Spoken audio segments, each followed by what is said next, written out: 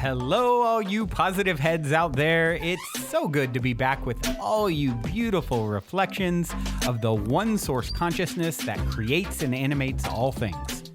If you're new to this podcast, of course, we are super happy to have you here, and we just ask that you bring an open mind and heart to your listening experience and to be prepared to explore vantage points that I'm convinced will help shift or solidify your current understanding of the ultimate nature of reality in a way that is extremely empowering.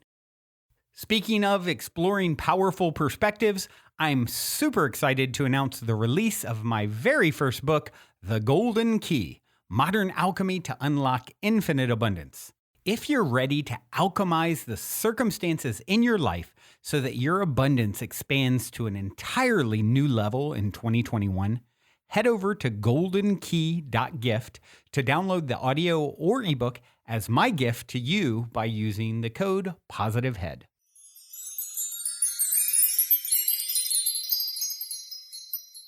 All right, all you positive heads, on this week's Soul Share episode, I'm very excited to have my friend Robert Grant back here with me on the show. Robert was originally on Positive Head about a year and a half ago, episode 1107, if you care to check it out. And as I mentioned back then, he is an accomplished entrepreneur, sculptor, and mathematician who is helping to crack the code on the ultimate nature of reality. And since our original episode together, he has continued to pursue that noble endeavor by releasing a new book called Philomath that explores the geometric unification of science and art through number. And he is also about to release a blockchain-powered cryptocurrency that helps ensure our data sovereignty. Hello, Robert. Welcome back to the show, my friend. Brandon, how are you? I'm doing great. You have been a busy man since we last spoke, releasing a book and tackling nothing, no less than data sovereignty, no big deal. It's really exciting, man. I feel very blessed and grateful for being able to pursue the things that I just love to do. So, it doesn't really feel like work. Don't get me wrong. It's not that I don't get tired from time to time. I do, but I'm just loving every minute of it. So, yeah. But thank you. Yeah. Well, they say, love what you do and you don't work a day in your life, right? But maybe the truth's in there somewhere. It's a little bit of work. Yeah, that's right. There's always there's definitely some labor that comes along with it, but it's a labor of love. Yeah, absolutely. And just to throw this out there up front, guys, so if I sound a little different, it's because I'm not in my normal studio. I'm recording this on the road, and funny enough, we live right near each other in Southern California, Robert, and we're both in New York at the moment. And so I came out here for a blockchain cryptocurrency convention that I was last minute, given passes to and decided to come. And of course, as synchronicity would have it, you're up to some cool stuff in that space. And we haven't talked a lot about that on the show. So I would love to maybe you give a high level, because some of our listeners, of course, are going to have deep knowledge and others are like, know little to nothing. So I would love if you would, we'll skip over the normal backstory stuff and everything. You guys can go back to episode 1107 if you want to hear that. Robert talk about that. But maybe we could just start there and you could give high level why, you're a guy who has done some really cool stuff in the business world and a lot of success there. And, why you've decided to turn your gaze to this space and why it's, something that you're so excited to get involved with and all the implications that it has, of course. Absolutely. It all started, I guess, when I was just trying to solve a prime number pattern. And in 2018, after I went to the Great Pyramid, which incidentally, by the way, interestingly, you said our last episode that we did together was 1107. I didn't really recognize that, but 1107 is kind of a very special number because of course it is. It's exactly that. That's the base of the Great Pyramid to the height of the Great Pyramid. The ratio. No way, really? Yeah.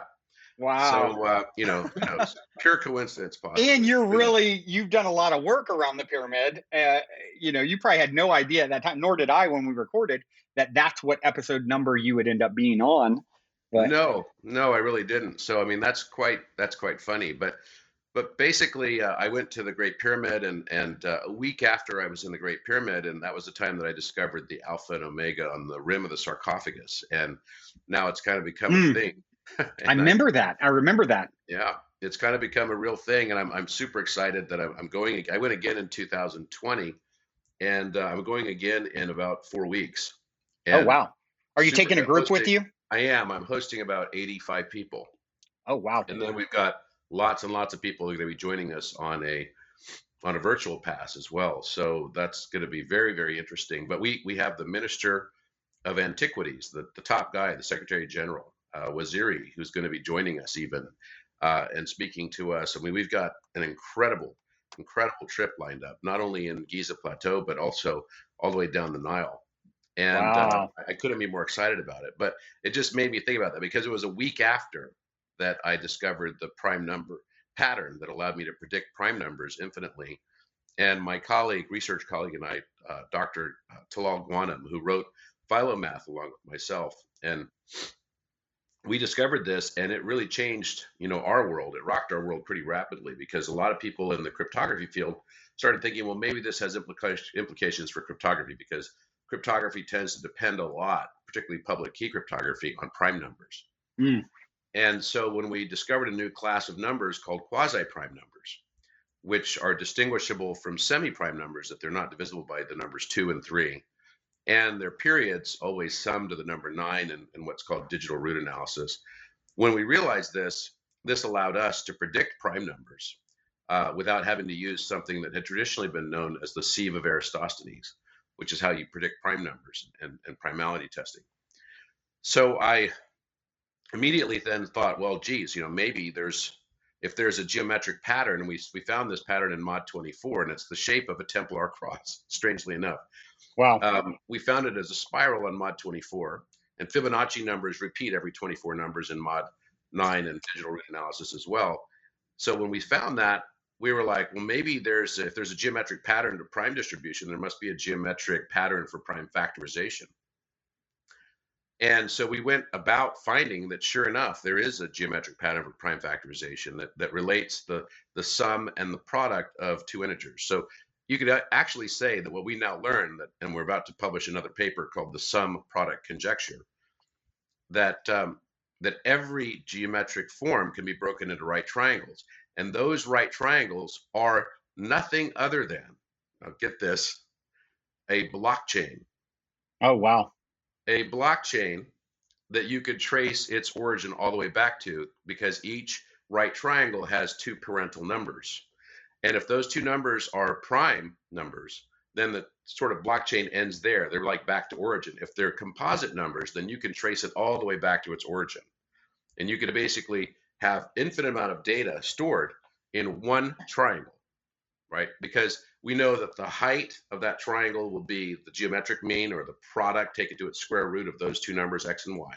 And we know that the hypotenuse is x plus y over 2. So nature does something with this. So when we figured this out, and we figured out it does have implications, quite profound implications on prime factorization, we thought, well, we need to come up with a new encryption that is going to be able to be resistant not only to geometric approaches and new attack vectors, but to come up with one that would be resistant also to quantum computers, which quantum computing has been, around already as a concept for a long time, but Right. it's always been something that's been off in the distance, right, far away. Well, now, Cleveland Clinic just took their shipment of a 400 qubit quantum computer, and Harvard has one as well, not 400, they're 250 qubits, but we're not now far away. It's no longer just concept. Yeah. They're being used in China, and even for such very powerful and somewhat esoteric experimentation like teleportation of photons, Right. right? Which you may have seen. Yep.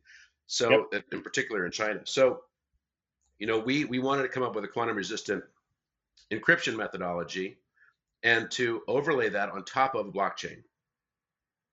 Now, why? Well, because all the current encryptions that are overlaid, blockchain is not encryption, it's a distributed ledger, right? It's a Right. decentralized distributed ledger. But the encryption layer is the public key cryptography on top of AES 256, which is sometimes referred to as like SHA-3, right? And that's the encryption layer that is used. But that's based on modular factorization, again, of prime exponential values. It's called an elliptic curve. It's similar to a prime factorization. It's just a modularization of that factorization process taken to its powers. And so we decided that after we did a very exhaustive internal review on this, we believe that every single mathematical equation-based encryption will likely be vulnerable to quantum computing. Right. It'll be cracked or Yeah, crackable. because if it's a math equation that's something called a discrete logarithm, it means it's a one-way street. It's something that can be done quickly in one direction, like take two numbers and multiply them by each other, right? And then you get a result. Well, it's very difficult to take that number that you have as a product result and find what the two prime factors are, the larger that number is, right? Right. It's a Right. much, much harder process. And so that's why it's called a one-way street. Well, if you could get away altogether from this whole notion of mathematical equation and discrete logarithm and one-way street functions, then it really takes you into the realm of information theory. And this is what NIST and the other, groups all around the world recognize. There's only one real information theory based encryption that has been, proven a priori, because it is based on information theory, not based on math equation, that it is in fact quantum resistant. And it's already recognized as the best encryption and with perfect secrecy in the world. It has certain implications associated with it and challenges that have to be overcome. But that's what we set about doing. We said one-time pad is what we want to basically protect our blockchain.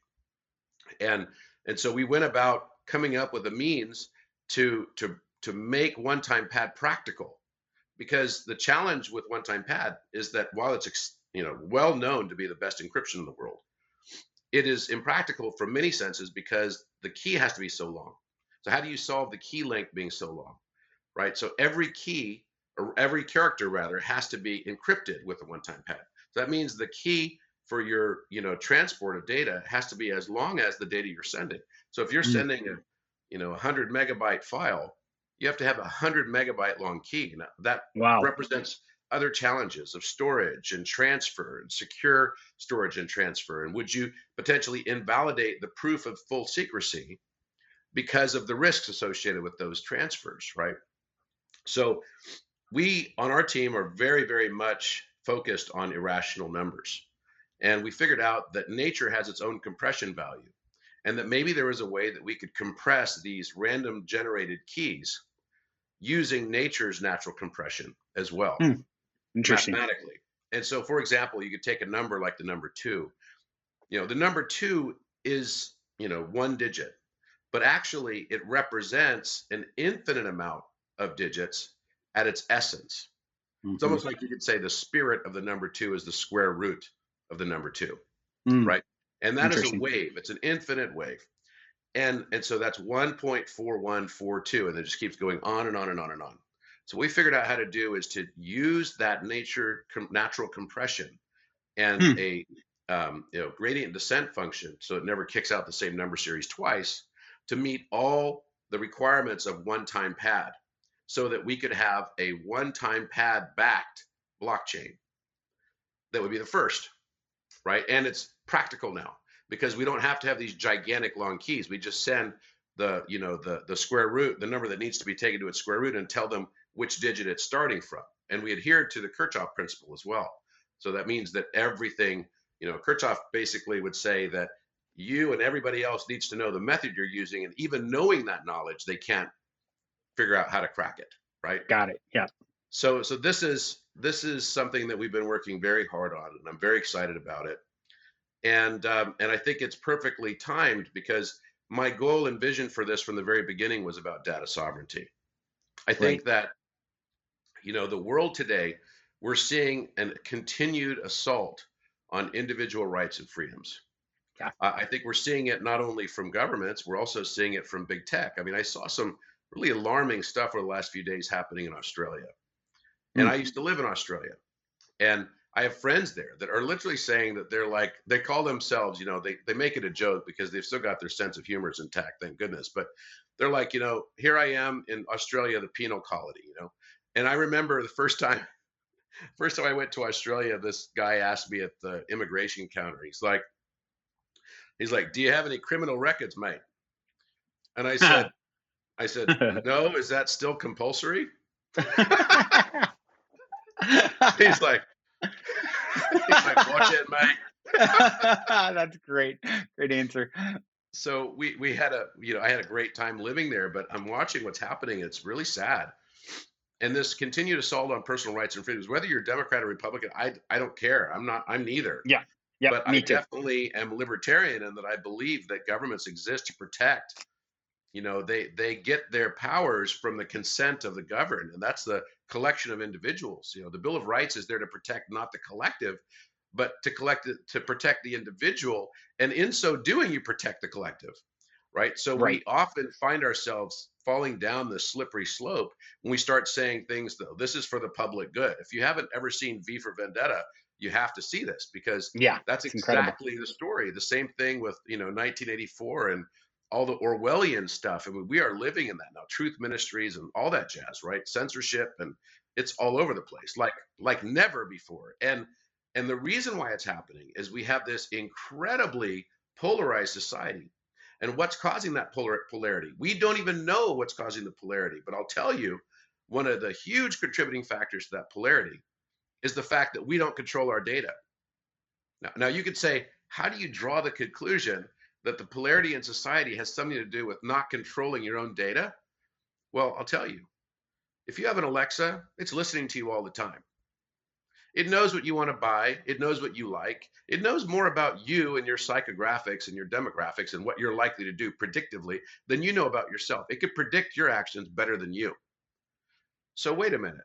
That means when you go on social media and that information is sold to a third party, that means they can redirect the narrative to you to whatever is going to give you more dopamine.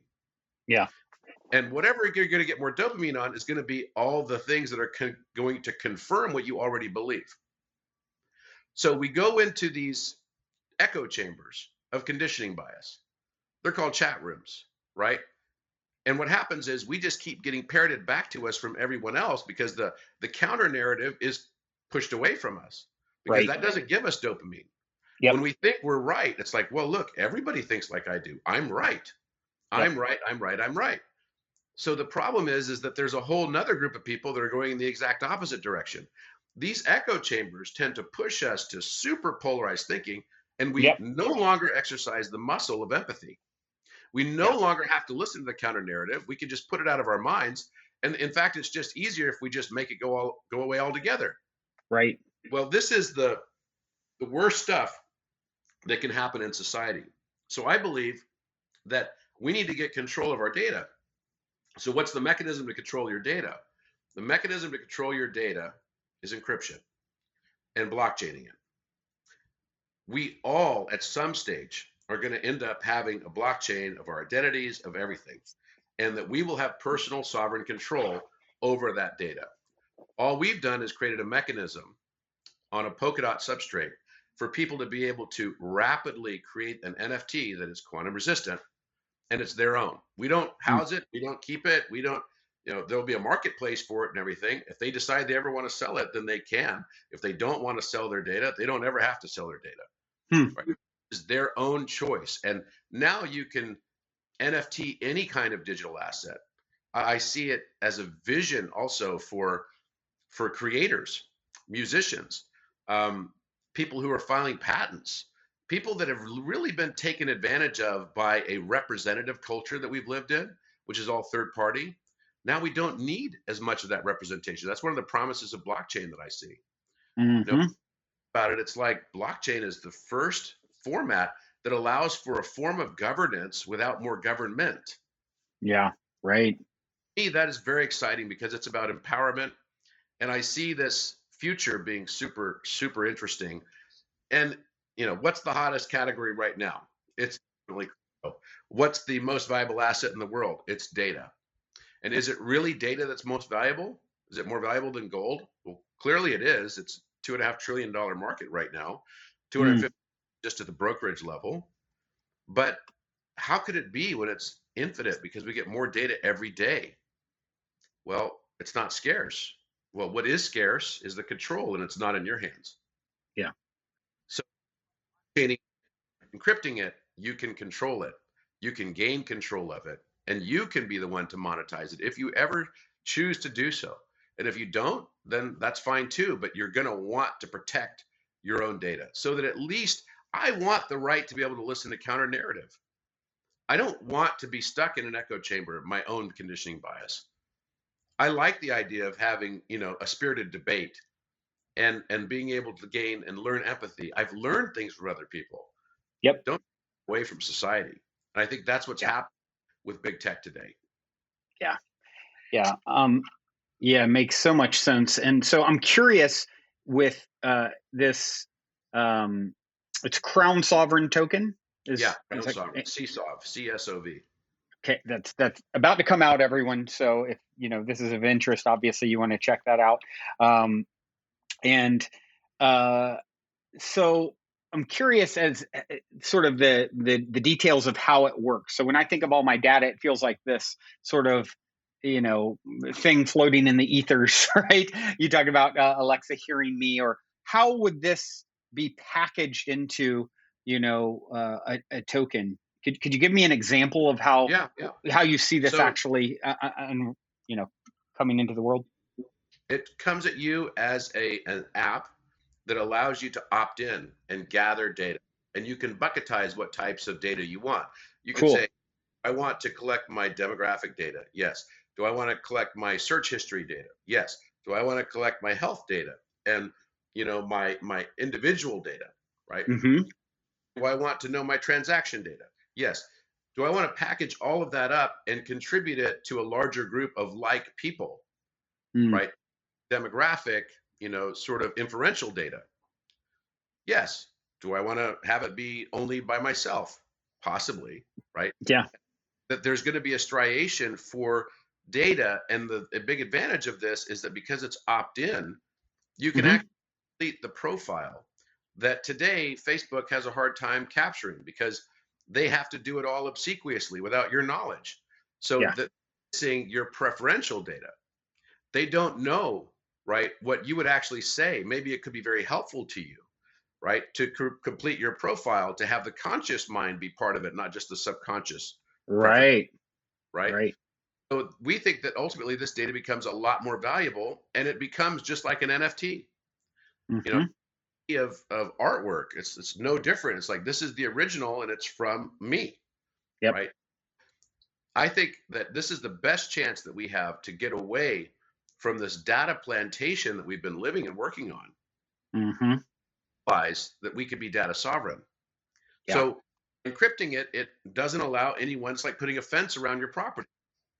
So it's not, by the way, to protect privacy. Privacy is very difficult to protect because there just aren't that many laws that protect it. And governments always want to move towards less and less privacy, not more and more. I mean, there are Yeah. exceptions to that rule, but it's just like governments rarely get smaller. They always get bigger and bigger, right? Yeah. So as you think about this, what this means is that the way you have to look at it, and this is the way we looked at it, is it's about ownership. It's about ownership. And it turns out the laws that protect ownership are extraordinarily strong. It is a human right to own something, right? And be able to put a fence around it to protect it.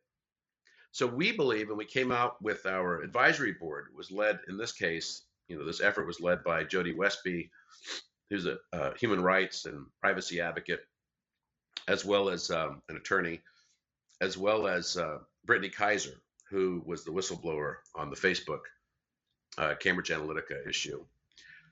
And we researched this, to a very, very high degree. And we came up with a statement that said, and it became the foundation of our Genesis block on our blockchain, which is that we believe that data is the intangible personal property of the original producer. Mm-hmm. For it's protected by the Constitution of the United States, Articles 4 and 5 in the Bill of Rights. It's protected by the human rights for both the United Nations as well as the charters for the European Union. Mm. And that's the angle that we've taken. It's about ownership. Yeah. And original need to know that they're already creating the most valuable asset in the world today, and gaining no value for it. And maybe, just maybe, this could be a sustainable method to actually have a true universal basic income. Mm. Is this what you were just talking about? Is the Genesis block? What you're referring to is the data bill of rights? Yes. Gotcha, gotcha. And that's something that you just kind of. I haven't had a chance to review that. I saw that you've done that. And is it pretty comprehensive, or is it a you know a basic statement just saying The that? beauty of it is that the right to own things, Mm-hmm. property, is a fundamental human right. So it's already called out, because you can't just have governments do illegal search and seizure. They can't just like take things over from you. There's got to be some justification for it. Even in the United States, when there are issues of national security and eminent domain, the laws have been severely restricted on that. It requires like a supermajority of Congress to be able to claim eminent domain on something. That was something that Bill Clinton put in place right before he left the presidency. So eminent domain is not what it once was. So ownership is a fundamental human right. And what we did is we just said, well, wait a minute. Data, your data, the data you're producing, you made it, is yours. Mm-hmm. And so therefore it's protected. It's already protected. You own it. That means that Facebook and other companies can't just use contracts of adhesion in a monopolistic way to be able to take your data and monetize it without you knowing, or at least getting some claim to it Yeah. in some way, shape, or form. So it's not we're saying that nobody else has some sort of legitimate claim to your data. It's just that because maybe you've agreed to something on someone else's platform, Yeah. right? Maybe unknowingly or knowingly. What we're saying is that it needs to be recognized that it is, at least it is co-owned. Think about tenant farmers back in the 19th century Ireland, potato famine. Even the tenant farmers, right? They're tilling the land that was owned by landowners, largely, right, Anglican landowners at that time. Mm-hmm. They at least got a percentage of the surplus, right? They at least got a piece of it. Yeah. Whereas here in this digital plantation, this data plantation we're living on, nobody gets anything. Yeah. And what we're saying is fundamentally that doesn't fly. Yeah. Right. Right. And so this Crown Sovereign token is publicly accessible on the exchange on the 23rd of September. Is that No, correct? no, Is on the that 30th. On the 30th. on the 30th? Okay, got it. Yeah, On the 30th. Bitcoin.com will be the first listing for it, but then there's several after. There's 6 that we have that are happening. Every 2 weeks there'll be another exchange that'll be listing it. So Bquant and ChangeLE Pro and ChangeLE and Hit BTC, etc. So it kind of goes on from there, and I'm sure eventually we'll be on like lots and lots of exchanges. Yeah. Right. But Right. we're very excited where it is now, and we think that it's got just tremendous legs for Yeah. the future. Yeah. Absolutely. I would agree. So it's CSOV is the actual abbreviation for the. CSOV is the actual ticker, I guess you'd call it. Got And it. the thing that is really cool about it, and Nasdaq.com just did an article on us on Sunday, and they're talking about market shares and what's happening. There's a major shift in market share happening between blockchain platforms right now, Mm-hmm. particularly NFT platforms. And the reason for the shift that's occurring is because what everyone really wants is an NFT platform that is well suited, to be able to have concurrent transactions. So what does it mean to have concurrent transactions? It means that you could have multiple people, right, accessing the nodes at the same time, right? Mm-hmm. Yep. And so that's not something Bitcoin can do. It's not something Ethereum can do. So we did an exhaustive review because we wanted to be able to, probably heard the oft quoted, time statistics on Bitcoin, something like 2 to 3 transactions per second. Yep. Right. You probably heard that also for Ethereum. Well, Polkadot as a platform was already sort of built with this in mind, and it can achieve well over 1,000 transactions in a second. And it does have true concurrence as well. So we decided to take the Polkadot platform, which we really liked, and then modify the encryption layer so that it used this one-time pad for its state transition function. We also use a modified elliptic curve, which no longer depends on prime numbers. And Right.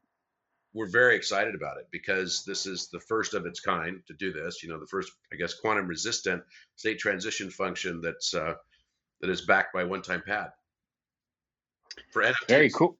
Very, very cool. So you mentioned, so on the 30th, when this first is publicly available on the first exchange, that it is accompanied with an app where you actually manage. Is that already coming out at that time as well?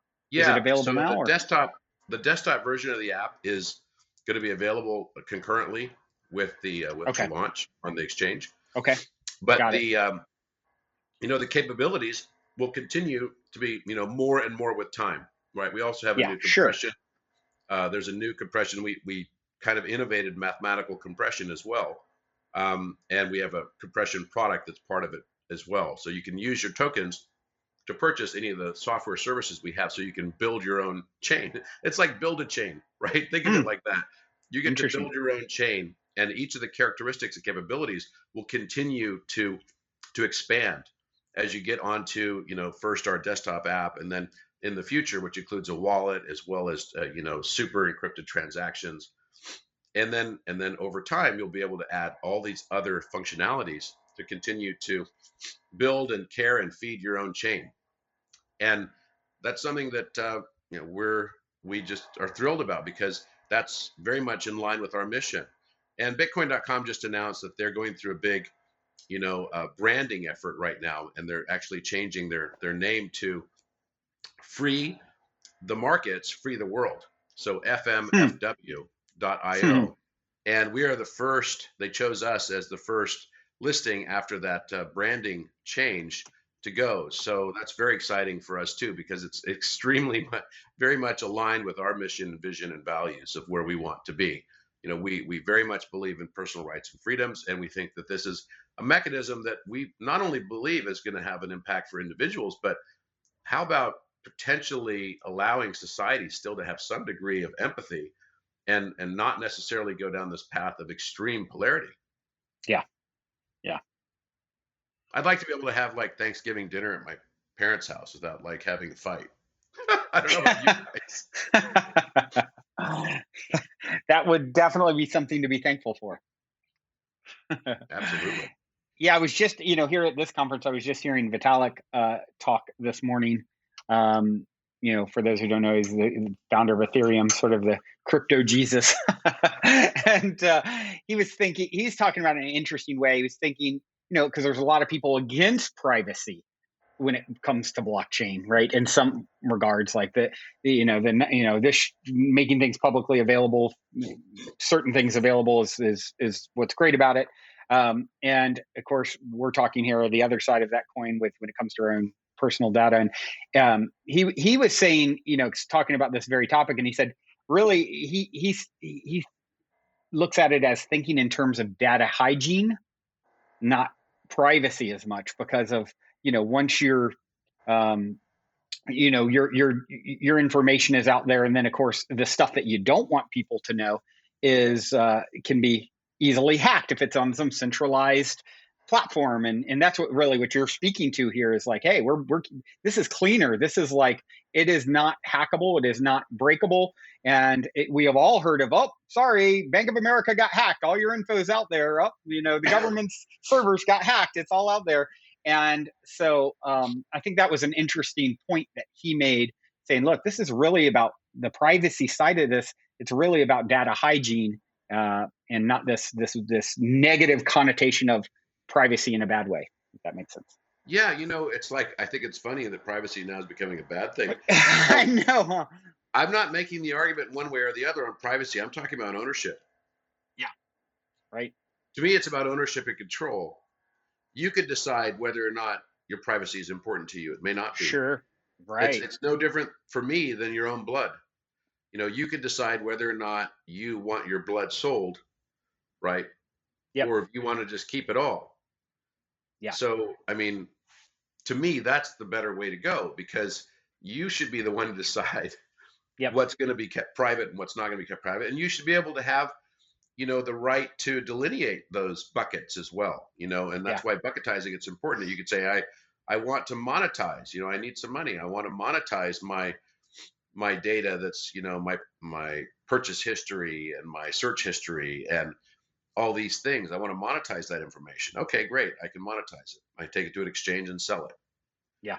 Right. But I don't want to monetize my health data, for example, because I Sure. don't want, insurance companies to have access to that health data or whatever. You could choose that. And that's the degree of control. It's instead of saying that, I think it's convenient to say that, that privacy is not that important, right? Or that we all just need to move towards hygiene. I think the better way to go is we all need to move towards having our individual control over our data that we produce. Hmm. Yeah. Yeah. That makes an awful lot of sense. So I'd love to talk a little bit too about your new book. Yep. We haven't spoke since it came out. Philomath: The Geometric Unification of Science and Art Through Number. Yeah, high level. If you could share, I know you go into sort of unifying the scientific disciplines, and yeah, whatever feels relevant to share about it. Sure. Philomath, this was another labor of love. I I certainly never thought I'd be writing a book on number theory and geometry, but there just got to be so much of this information that people kept asking, okay, you need to write a book, you need to write a book. And it's hard to understand without having the context of putting in a book. And you can't just write a whole bunch of white papers on your mathematical work. Yeah. And so we wrote about 10 white papers, and then I was like, geez, they're right. Unless you're having the step-by-step, understanding of how music, math, art, physics, chemistry, biology are all interrelated through this common language of math and number and geometry, then you can kind of get confused because you're kind of coming into it like trying to watch some series on Netflix, and you're coming in the ninth episode, right? It's very Right. difficult to like figure it out. Yep. So we wrote a book, and Philomath is kind of an interesting name because a lot of people know the term polymath, but I think maybe less people know the term philomath. Philo just means lover. It's just like phi, the golden ratio. Mm, And like philosophy, it's the same philo. So lover, and philosophia in Greek is lover of wisdom. Sophia is mm, wisdom, right? mm. Well, in this case, you would think, well, maybe does this mean then lover of mathematics?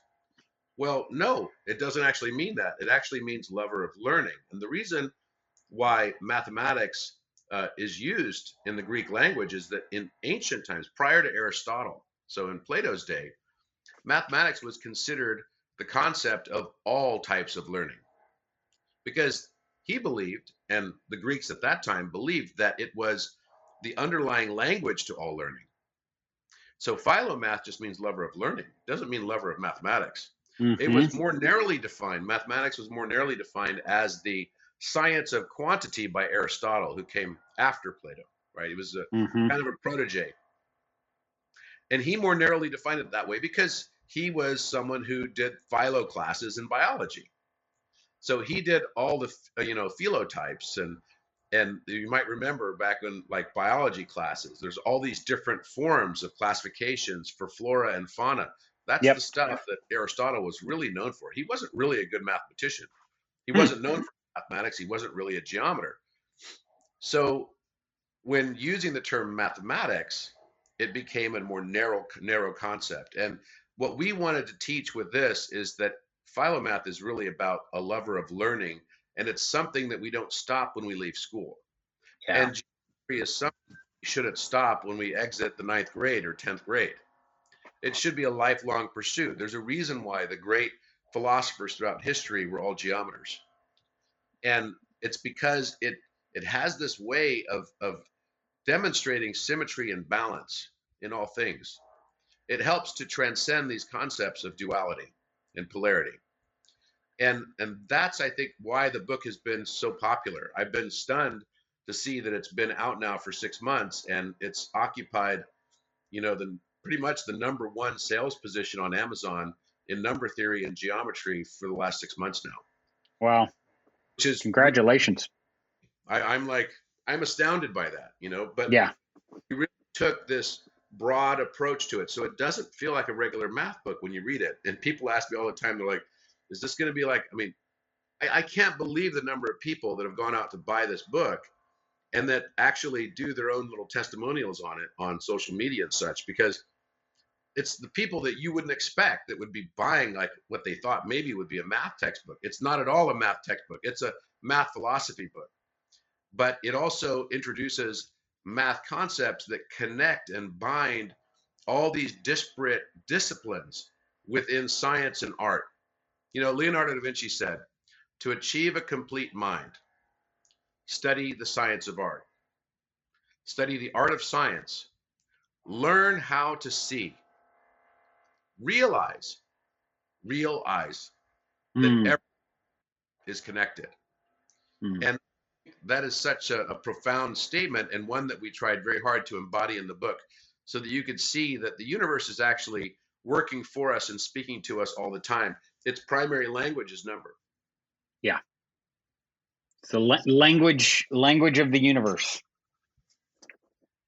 Really, really. Which it really is. And, you know, when you allow consciousness in the universe to speak to you, then you start realizing the universe isn't just happening to us, it's happening for us. Right. Yeah. Something we say all the time on this show. And it's really interesting when you look at it through, you know, it's sort of like, you think of consciousness and art and these sorts of sort of esoteric things as the other side of something as, concrete as mathematics. And really by showing how the two are reflections of one another in a certain sense is what you're doing, right? Right. Absolutely. So it's such a labor of love. It really is. And seeing people get super excited about mathematics has been one of the highlights of my entire career in life. Yeah. You know, they're like, they have an entirely new relationship with mathematics. They realize that they actually had a relationship already. It's just they thought that that relationship was music, or Yeah. they thought it was art, or they thought it was architecture, or they thought it was some other expression, poetry, all of which have foundations of mathematics Yeah. Right. and form and symmetry Yeah. and beautiful asymmetry too. So these things are all mathematical principle, even down to how we assess attractiveness. Mm-hmm. It's very much mathematical. It's just done at a subconscious level. When you see someone who has a beautiful face and you Symmetry, analyze the right? face, you'll find the golden ratio all through that person's face and its ratios, Yeah. right? The distance between the pupil to pupil is 1, but the distance from the side of your forehead from temple to temple is 1.618, right? If you're off of that ratio, we find it less attractive, right? Huh. And people don't do the math, but we're subconsciously doing the math. When you look Right. at, a woman's figure and you see a waist to hip ratio, that is also related to phi, the golden mean. So it's very much a 1.618, and it's funny because I worked in the beauty business for a long time when I was president of Allergan Medical, and most people often will get their lips injected, right, with like dermal Yeah. fillers like Juvederm, and that's a product that I had launched when I was at Allergan in my past life. Right. Right. Even though it was in this lifetime, it feels like a past life now. Feels like a different light, different you, right? Oh yeah, totally different me. But I had to learn that this was sort of like, I thought it's so classic that I'm in this world of like the aesthetics industry, right? Yeah. And they would inject their upper lip, but actually a lot of people would get that wrong because it would take and it wouldn't look right, right? It's sort of like someone looks kind of out of balance when they would inject too much in the upper lip, because the bottom lip needs to have 1.618 the volume of the upper lip. Wow. Wow. To meet these ratios, we're all living a mathematical life. We just don't know it. We just say it's beautiful or that's artistic.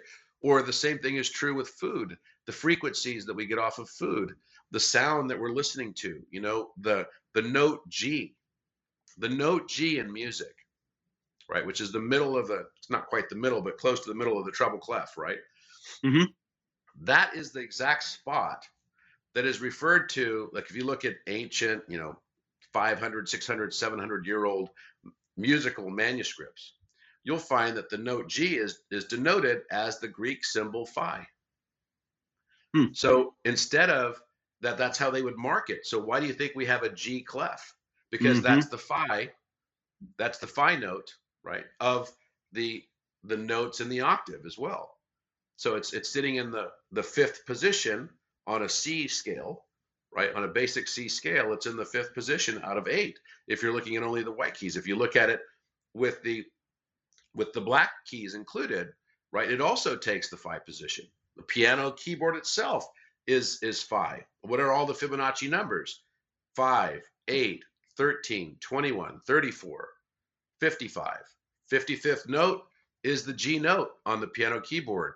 Out of 88 notes on the keyboard, that's because if they had an 89th key, which would be the next Fibonacci number, that would just be the next keyboard of the next meta octaves up.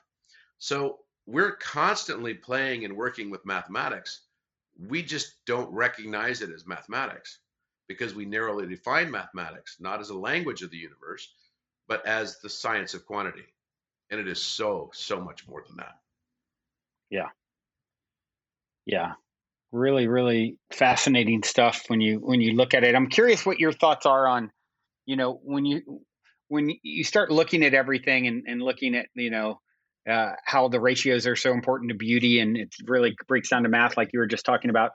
It's like, does that lead you to believe that this is essentially a simulation, that this is a computer program that we're living in? I need to come up with some quip response to that question. It's like, I'm sure you've heard it before.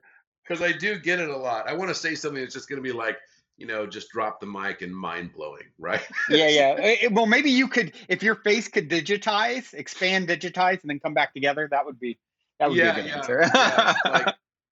It's like, look, I would not be the first to say this, but the more I experience in this world, the more I realize that everything that I judge is what I will continue to attract. Mm-hmm. So if I judge lack, I will continue to have lack. Mm. If I judge abundance in everyone else and goodwill, I will continue to attract that. We judge everything that we attract, and we attract everything that we judge. It's basically, until we break that cycle, Yeah, we will always attract everything we judge. yeah. And then one day we finally break the cycle and go the opposite direction. And a series of doing that over and over and over again starts to attract a new reality, a Mm. new experience. I firmly believe that this world can either be a heaven or a hell. Yeah. It's really down to our perception.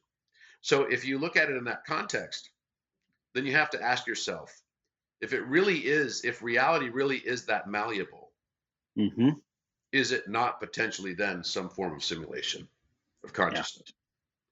And I think that, the ancients have done a very great job of answering that question. There's a reason we have a term Maya, the illusion, Yeah. right? That is another way of saying the simulation. Yeah. We are dreamers living in a dream that we ourselves are dreaming.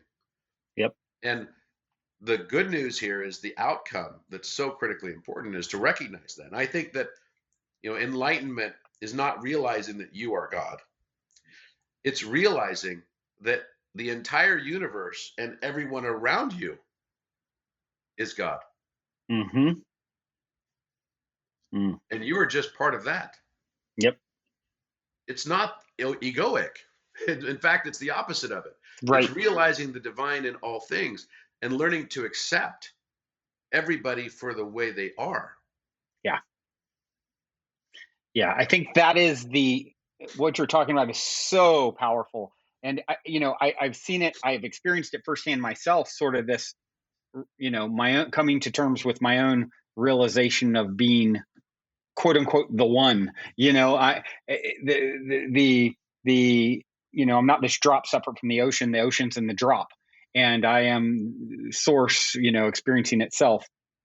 And that becomes a very slippery, spiritual, narcissistic slope if you're not careful. And what you're talking about is really how to balance that out. and so is everyone else. So before you Yeah. get too full of your ego and self-importance, from another perspective, you're just a part of this thing that is bigger than self. Chip off the block, and so I think that really helps to bring it back down to earth, so to speak. Yeah. I really feel strongly about that, is that that's what you realize, is that this world, this experience, if it is a simulation, and I firmly believe it very likely probably is, I'm with you. then what is the purpose? I think the purpose is to just remember who we are. Mm. And with each unfolding, we remember who we are. And in that process, we realize that we realize the divinity both within us and in the entire world around us. If it's a form of some sort of, escape room, right? If we could think of it that way, Mm-hmm, maybe mm-hmm. the object of the escape room and the only way you ever escape it is when you finally fall in love with it and perceive it as heaven itself. Yeah. I love the whatever I judge, I attract realization. It is so important and powerful. What a powerful exit door to the escape room. And, I like to think of it. I talk about this in my book, The Golden Key, and this idea of, okay, if it is a simulation, well, what's the purpose of a simulation within our world, our simulation?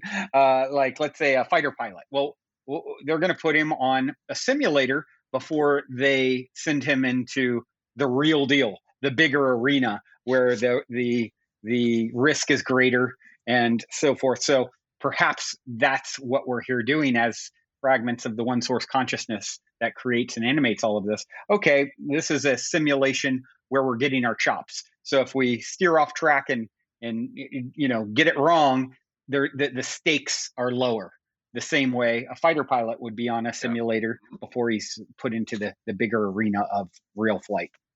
Right. No, could not agree more. Could not agree more. So as we sort of wind down here, Robert, what is it? Since we last talked, man, you've been up to an awful lot, and it's super exciting. Where does it go from here? What is your vision of, you know, how your simulation continues to unfold in the coming future? It's funny you asked that question. I did this documentary film about, I don't know, 9 months ago or so, and 8 months ago. And also, I have a TV show that's coming out on Gaia. I filmed the full first season, and now we're going to film seasons 2 and 3, and it's going to be coming out sometime early next year. Oh, cool. And What's the name of that? it's called The Codex. Oh, yeah, I saw you post something about this. The Code X, and you are the X. You're the Yeah. code that's meant to be decrypted. We are, each of us, the ultimate encryption.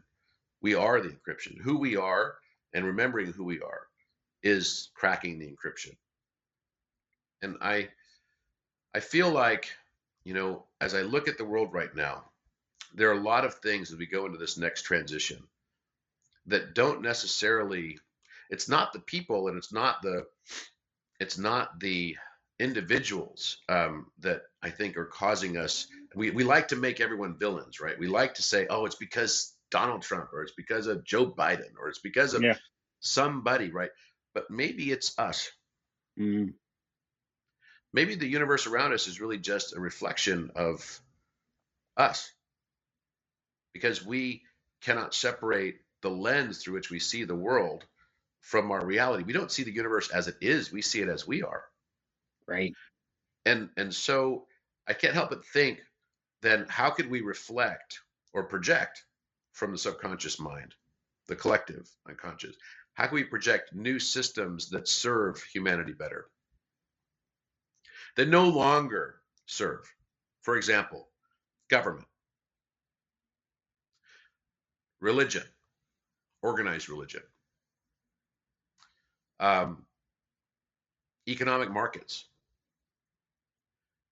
education, and universities.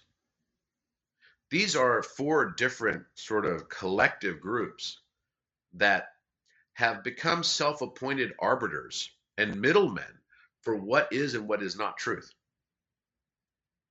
in a way, Right. right? Right. Right. They are the judgers, right? That are providing for society. Here's the whatever narrative you should believe in. And I think humanity has come to a point where it's like, okay, I've had enough of the narrative, right? Like today, the amount of antitrust, not trust, but I mean the opposite of trust, distrust, societally for government, for universities, for economic markets, for organized religion, I would say it is at an all-time high right now. You could say anything that the government's saying, and people are like, oh, yeah, that's the government narrative. Well done. Right. And so for me, as I start thinking about how I want to have an impact here, I certainly don't intend or want to be some form of, leader of some group or something like that. That's not my intention. What I want to be is a catalyst for change in systems that reflect the future that will serve better society, the collective. Mm-hmm. And doing that in a spirit of love and recognizing it's not that there was anything wrong or bad about these things that no longer serve. They've just outlived their time. Yeah. It's not bad. There's nothing bad about it, right? It's like Yep. the bad, we tend to give bad a bad name, right? In a way, Right. Right. Right. right? Bad, and the night is darkest just before the dawn. Yep. And that's when the brightest light comes forward. We need both. It's the term guru means light emerging from darkness. But Yeah. if there were no darkness, then we could never experience the paradox of that experience. I think one of the great lessons I needed to learn in this life was unconditional love. Mm-hmm. And so one of the challenges that I faced in this life was betrayal, which is Me the too. very definition of conditional love. Yep. We Me learn too. through the paradox. We learn through experiencing the opposite of that which we want to learn. Yeah. Yeah. Well said. That's definitely been a part of my journey as well. And that story, what's great for me, Robert, is, that betrayal story. It's one that I shared on this podcast, and it played out in such incredible, unique fashion. We're into the story of redemption in such a synchronistic way. And it's like, it becomes obvious, to me, like, oh, what a setup, it's like, it's a long story, and the listeners, have heard it all, but it's just like, it just becomes obvious, like, oh, that was happening for me, not to me. Yes, And I got the opportunity to practice forgiveness and seeing that bigger picture, even in the midst of experiencing the pain that goes along with betrayal. But it does take the sting away in some way when you kind of see through the illusion of the enemy, it's or nice. It's bad. nice when you've got an enemy that you can blame. Yeah. It's Right. convenient, right? I mean, You're right. that's the we tell ourselves it's someone else. But enlightened people that are on the journey towards enlightenment, and everyone's going through their own issues and challenges. But people that are on that journey realize and know that it's a message of empowerment. In the end, the person who is enlightened realizes that it wasn't the world that was against him. It was that not that everyone else was conspiring against him. In fact, the only conspiracy was how he was perceiving it. And that's Yeah. exactly what he chose. It's exactly what he needed. That was his soul contract or her soul contract. That was the challenge that she wanted to learn from. Yep. And when you finally get to that stage, then it only teaches empowerment, because people that are enlightened individuals are only empowered. They're never disempowered. Yeah. So they're never victims. So people that are woke, claim to be woke, but are preaching victimhood, they're not woke. Yep. Yeah. Makes me think of this great recording called Spirit Rap. And it's so good. If you guys listening, I played it on the show years ago, but check it out. You can check it out on YouTube, I think, and maybe even Spotify. But search Spirit Rap by Strelius, I think is his name. But he says in it, "I am empowered by everything," and that is such a incredible notion as well. My favorite poem is the one by William Ernest Henley. You may know it. It was written in 1875. And he says, I am the I am the master of my fate. I am the captain of my soul. That realization, we are all the masters of our own fate. That's a message of empowerment. I am the Yeah. captain of my soul. Yeah. I think that is, you know, out of the night that covers me, black as the pit from pole to pole. I thank whatever gods may be for my unconquerable soul. In the fell clutch of circumstance, I have not winced nor cried aloud. Under the bludgeonings of chance, my head is bloody yet unbowed. Beyond this place of wrath and tears looms but the horror of the shade, and yet the menace of the years finds and shall find me unafraid. It matters not how strait the gate, how charged with punishments the scroll. I am the master of my fate. I Mm. am the captain of my soul. Ooh, that's beautiful. I have not heard that, but I am grateful to have heard it now. Thank you for sharing. Thank you very much. Great spending time with you. Yes, indeed. I do have one final question for you. My Sure. cliche closer. And people can see perhaps if it's shifted since I probably asked you it last time. In 60 seconds or less, what is the meaning of life, according to Robert Edward Grant?